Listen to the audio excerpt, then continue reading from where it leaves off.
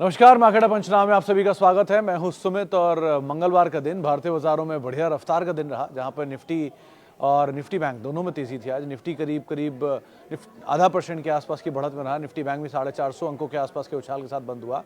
Sensex भी करीब 450 अंकों की तेजी में रहा। मिड कैप इंडेक्स में खरीदारी थी, स्मॉल कैप थोड़ा सा बैकफुट पे था, लेकिन फिर भी आज खरीदारी का दिन तो वहां पर भी था। 1% के आसपास मिड कैप इंडेक्स में खरीदारी थी। स्मॉल कैप इंडेक्स कंपेरेटिवली इन सबके थोड़े कम था, लेकिन एडवांस डिक्लाइन में कंफर्टेबल था। एडवांस डिक्लाइन के लिहाज से देखेंगे तो करीब 1500 शेयर तेजी में और 800 साढ़े 800 शेयरों में बिकवाली थी।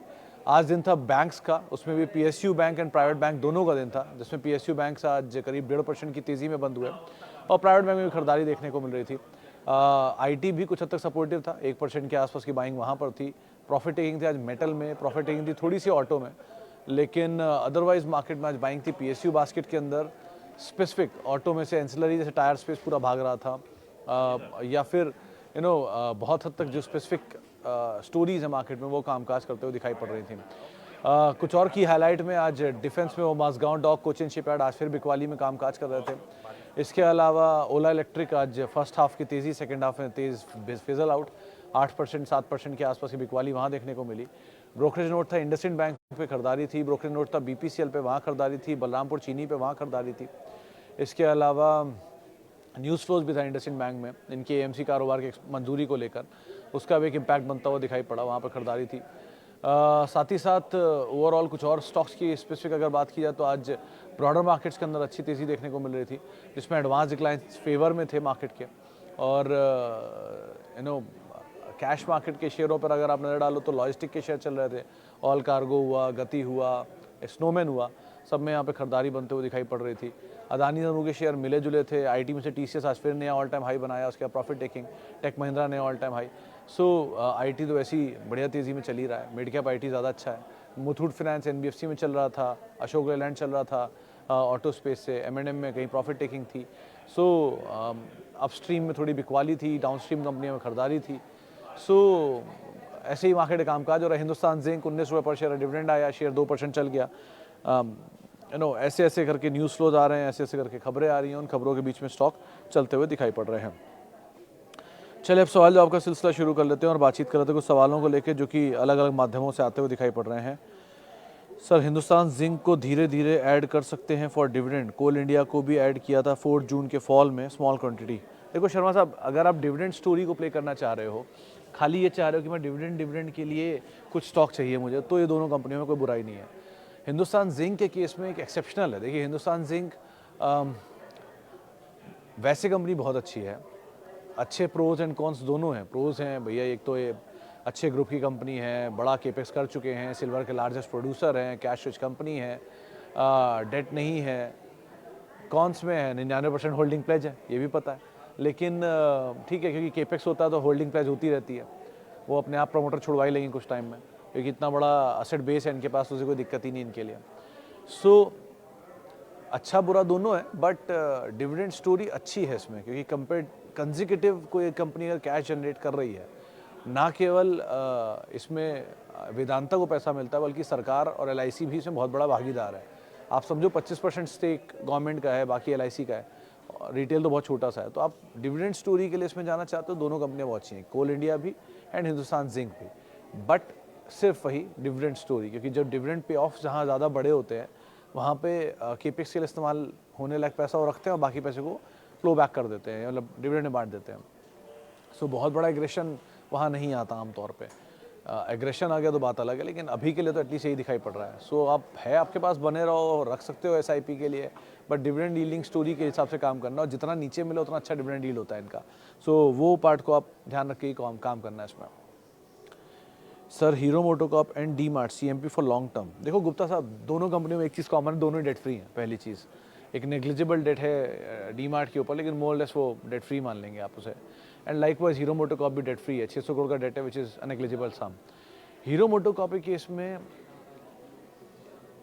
ऐसा लगता तो है कि इसे चलना चाहिए, क्योंकि दुनिया की लार्जेस्ट 2 व्हीलर मैन्युफैक्चरर का मार्केट कैप 1 लाख करोड़, ये 50,000 करोड़ में मुझे लगता था बहुत कम है, वहाँ से डबल हो गया, अभी भी मुझे लगता है बहुत कम है। लेट्स सी, क्योंकि ईवी स्पेस में अगर ओला का डोमिनेंस है, जिसको बाजार इस तरह की वैल्यू दे रहा है, तो 44% मार्केट शेयर उनके पास है, तो करीब करीब 4-5% मार्केट शेयर तो ये भी लेके बैठे हैं और आइस का सबसे बड़ा प्लेयर है।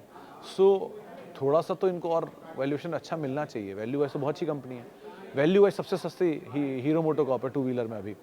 सो आप चाह रहे हो तो हाँ जा सकते हो हीरो मोटोकॉर्प में। डी मार्ट वैल्यूएशन वाइज महंगा है, इक्विटी लेकिन छोटी है, वहाँ पर 75% प्रमोटर का स्टेक है, बाकी पब्लिक पे है और F&O में है नहीं, तो शॉर्टिंग पॉसिबल ही नहीं है। फ्लोट कोई छोड़े तो बात अलग है। सो दोनों कंपनियां ठीक है, बट डी मार्ट का वैल्यूएशन थोड़ा महंगा है, hero MotoCorp valuation wise better है, तो वहाँ पर फिर भी सिचुएशन ज़्यादा कंफर्टेबल दिखाई पड़ रही है। Okay ji sir, it will be correct if we take out capital amount from Zomato, RVNL, IRCON, कहाँ गया, आयरकॉन एंड बाय पॉलीकैब और केईआई। देखो अनिल जी, आप कैपिटल निकाल लो जोमेटो, आरवीएनएल, इरकॉन में से, इसमें कोई प्रॉब्लम नहीं है क्योंकि बहुत अच्छे अप्रिसिएशन आ चुके हैं। लेकिन उसे केईआई और पॉलीकैब में डाल दो, ये थोड़ा सा रिस्की हो सकता है क्योंकि ये दोनों ही बहुत चले हुए हैं।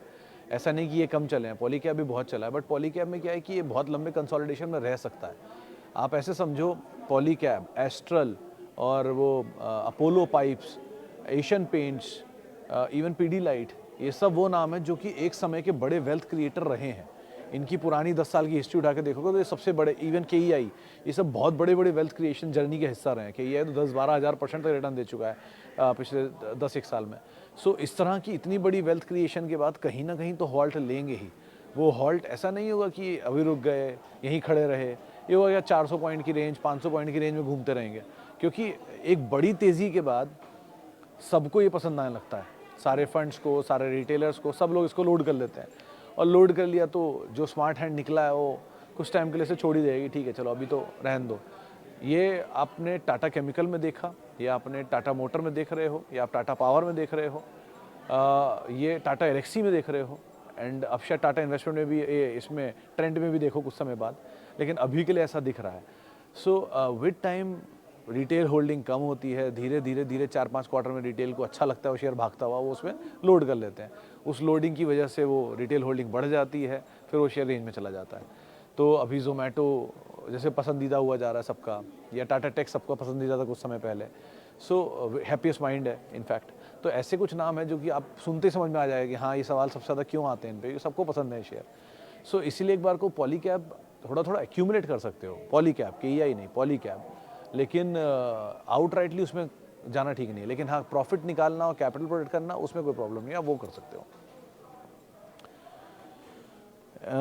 APL Apollo and action construction, sir APL Apollo में बात कर ही चुका हूँ। एक्शन कंस्ट्रक्शन है कि इसमें कंपनी अच्छी है, चला ये भी बहुत है, प्रमोटर ने थोड़ा सा स्टेक ऑफलोड किया है हाल फिलहाल में, 1.5-2% के आसपास का, या 3% के आसपास का, तो हो सकता है थोड़ा ऊपर नीचे उसकी वजह से रहे, लेकिन कंपनी अच्छी है। आप दोनों कंपनियों को होल्ड कर सकते हो for a longer duration of time, but in दोनों में ज़्यादा बेटर सिचुएशन में सो फार अभी एक्शन कंस्ट्रक्शन है, क्योंकि एपीएल चला बहुत है, अच्छी वैल्यू क्रिएट करी है उसने। सो थोड़ा हल्का हो जाए तो वो भी, मतलब वर्थ होल्डिंग तो दोनों है, लेकिन अगर आप टाइम फ्रेम नहीं है ज़्यादा तो एक्शन फिर भी सीम्स बेटर सिचुएशन में। Okay sir, good time to add Indegene and JK tyre at CMP.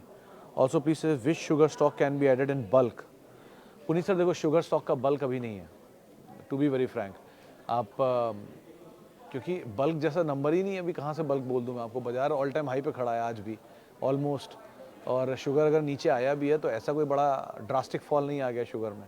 सो अगर कहीं मान लीजिए मार्केट यहाँ से थोड़ा भी करेक्ट होता है, से 10% भी निफ्टी निकलता है, या मिड कैप 10% भी निकल जाते हैं, सो शुगर भी तो साफ होंगे ही ना, ऐसा तो है नहीं वो आउट ऑफ द वर्ल्ड हो जाएंगे, वो एटलीस्ट 5 होंगे तो वो भी। सो वेट कर लो थोड़ा सा और, अगर नीचे मिल जाए। EID Parry is the best, पहला नाम, इसको तो आप मतलब करेक्शन और नो करेक्शन, गुड और bad, whatever way, EID Parry is a class company, तो उसको तो आप एक्यूमुलेट कर सकते हो, it's a very good company otherwise. Second, Dwarikesh seems better, लेकिन यहाँ नहीं, नीचे, सब्सटेंशियली नीचे। और रही बात बाकी दोनों में, आपके कौन से नाम थे बाकी दो में, आपने पूछा था जेके टायर और एक और Indegene and JK tyre, both are good to go. JK tyre seems better क्योंकि वैल्यूएशन वहाँ ज़्यादा अच्छे हैं। इंडीजीन की अभी नई स्टोरी है, सो अभी कुछ समय लगेगा उसको। कंपनी वो भी अच्छी है, लेकिन अभी आया है तो बहुत कुछ पता नहीं उसके बारे में। धीरे धीरे चीज़ें क्लियर होनी शुरू होंगी, अप्स एंड डाउन्स देखेगा बाजार के, थोड़ा हो जाए उसके बाद आप लॉन्ग कर सकते हो। दो it's a very unique business, pharma और आईटी का एक कॉम्बिनेशन है इस कंपनी में।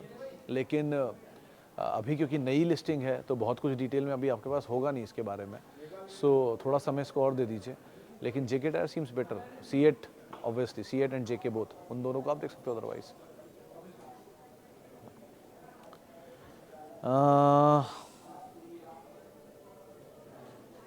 Adani enterprise at CMP for year 2029। Mishra साहब, मुझे ये नहीं पता कि ये मंथ 9 में मैं क्या करूँगा।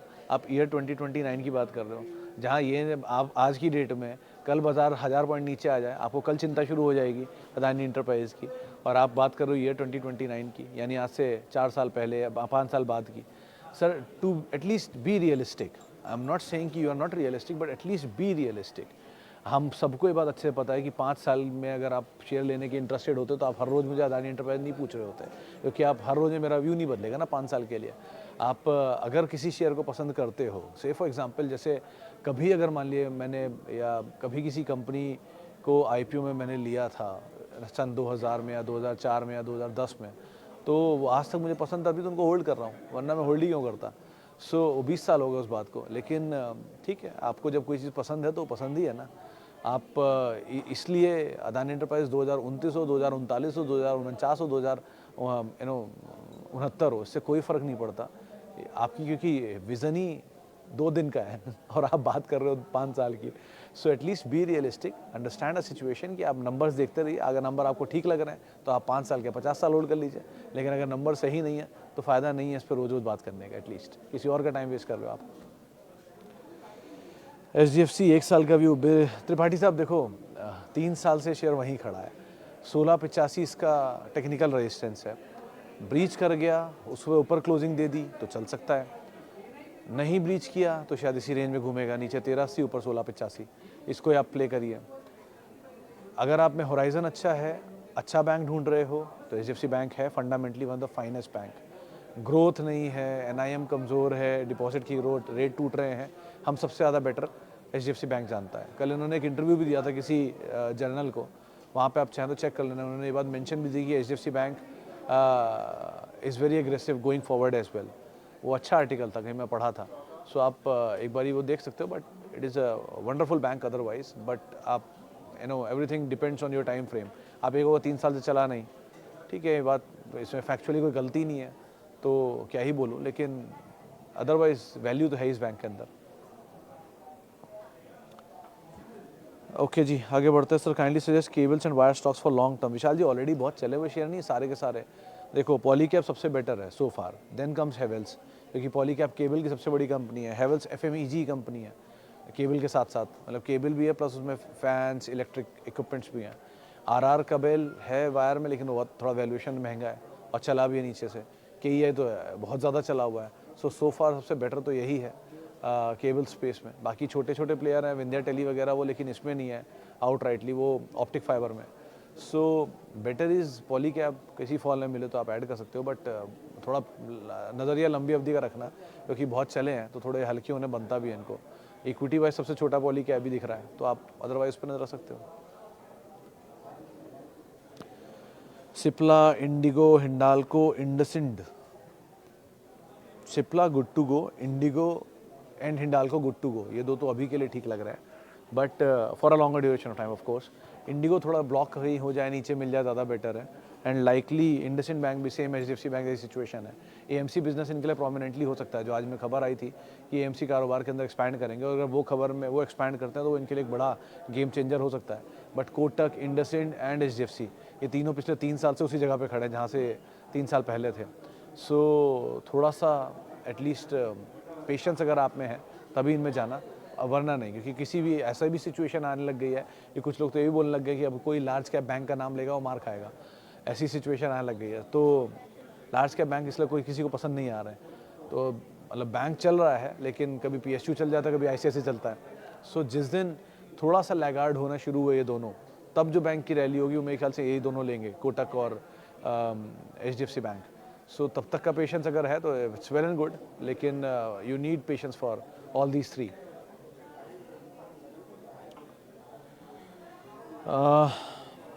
ओके, हिंदुस्तान जिंक पे इतने सवाल आ रहे हैं, सबके लिए सर एक ही जवाब है कि अगर आप में डिविडेंड स्टोरी को आप प्ले करना चाहते हो तो ही आप इसमें स्टोरी को प्ले करना। अदरवाइज मीडियम टर्म के लिए, मोमेंटम के लिए डिविडेंड मिलेगा, उसके लिए आप खेलना चाहते हो खेल दो बस, बाकी ज़्यादा इसमें कोई स्टोरी है नहीं। अच्छी कंपनी है, बहुत अच्छी कंपनी है for longer duration of time, लेकिन मेजर प्लेयर इस ये डिविडेंड के लिए आदमी इसको इस्तेमाल करता है। सो उस हिसाब से आप देखना है इसको। एक्साइड बैटरी और यूनाइटेड स्पिरिट्स लॉन्ग टर्म के लिए अच्छा है क्या? राजेश सर, दोनों का कंपैरिजन थोड़ा गलत है। अगर आप जाना चाह रहे हो तो United spirits versus United breweries या रेडिको हो सकता है क्योंकि वो लिकर है, और एक्साइड वर्सेस अमर राजा बैटरी हो सकता है क्योंकि दोनों अपने अपने सेक्टर में है। एक्साइड अमर राजा में अमर राजा बेटर है, यूनाइटेड स्पिरिट्स रेडिको में यूनाइटेड स्पिरिट्स बेटर है, यूनाइटेड ब्रूवरीज यूनाइटेड स्पिरिट्स में यूनाइटेड स्पिरिट्स बेटर है। क्यों? क्योंकि यूनाइटेड स्पिरिट्स का वैल्यूएशन रेडिको से सस्ता है और यूनाइटेड ब्रूवरीज और स्पिरिट्स में उसका पोर्टफोलियो ब्रूवरीज से बड़ा है, क्योंकि बियर का पोर्टफोलियो छोटा होता है, लिकर का पोर्टफोलियो बड़ा होता है। और रेडिको प्रीमियम में नहीं है, यूनाइटेड स्पिरिट्स प्रीमियम में है। रेडिको रेगुलर में है और यूनाइटेड स्पिरिट्स प्रीमियम की डोमिनेंट प्लेयर है, 75% मार्केट शेयर कमांड करता है। और जैसे जैसे जो इनकम लेवल बढ़ रहे हैं, लोग प्रीमियम की तरफ ज़्यादा जा रहे हैं। आप करने के लिए हेज कर सकते हो united spirits with some Apollo hospital और इंश्योरेंस कंपनीज, वो आप एक बार को देख सकते हो। बट दोनों में अमर राजा ज़्यादा बेटर है उस तरफ और यूनाइटेड स्पिरिट्स ज़्यादा बेटर है इस तरफ। ओके सर, AB कैपिटल 2018 से लिया हुआ है आपका, क्या कॉस्ट तो आ गया होगा वाजपेयी साहब? अब 260 रुपये था 2018 का दाम, जहाँ तक मेरी याददाश्त कहती है, और अब वो दाम आ ही चुका है। अभी तो होल्ड ही कर लो, इतने समय तक होल्ड किया है तो धीरे धीरे चीज़ें पिकअप कर रही हैं। लेट्स सी, ये भी शायद बेटर करें, ग्रुप भी अच्छा कर रहा है। सो अभी के लिए तो बने रहना ज़्यादा इंपॉर्टेंट है। लेट्स सी कैसे आगे कामकाज करता है, बट एज ऑफ नाउ अभी तो अब बने रहना ज़्यादा बेटर। इतना पेशेंस दिया तो अभी निकलने की क्या ज़रूरत है। MTAR tech is looking good at CMP। Vishwas साहब देखो, प्रमोटर का माल बेचना, नंबर्स का वीक आना और डेट का बढ़ना, ये तीन चीज़ें बहुत ही डेडली कॉम्बिनेशन होता है किसी कंपनी के लिए। और इनमें से दो तो मैं देख चुका हूँ कि प्रमोटर का जो स्टेक है वो भी बिक रहा है और जो नंबर है वो भी वीक थे। डेट मैंने देखा नहीं, लेकिन अगर आप फिर भी जाने में इंटरेस्टेड हो तो हाल फिलहाल का स्टॉप लॉस लेके एंटर करना, क्योंकि रिस्की बेट तो है। एक तो डिफेंस वैसे भी नीचे आ रहा है, Mazagon dock, Cochin shipyard and all, और दूसरा ये मतलब न्यूज़ फ्लो इसके साथ रिलेटेड, तो थोड़ा सा स्टॉप लॉस साथ ही काम करना वो ज़्यादा बेटर है। आउट राइटली जाने की अभी यहाँ पर एटलीस्ट आप देख संभल के ही काम करना है, इसमें थोड़ा सा कॉशियस होके।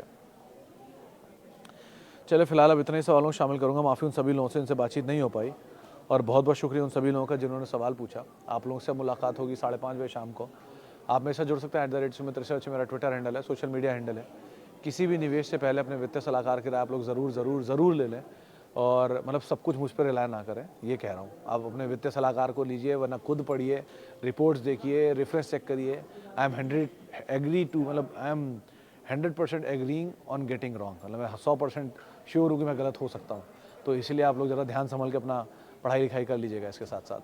और बाकी किसी भी निवेश से पहले अपने वित्तीय सलाहकार की राय ज़रूर ले लें। और CNBC आवाज़ के यूट्यूब फेसबुक पेज पे, इंस्टाग्राम पेजेस पे आप जुड़ सकते हैं, फीडबैक दे सकते हैं, बातचीत कर सकते हैं। @सुमित रिसर्च मेरा ट्विटर हैंडल है, यहाँ पर भी आप लोग मुझे फीडबैक दे सकते हैं, बातचीत कर सकते हैं। फिलहाल इतना ही, नमस्कार।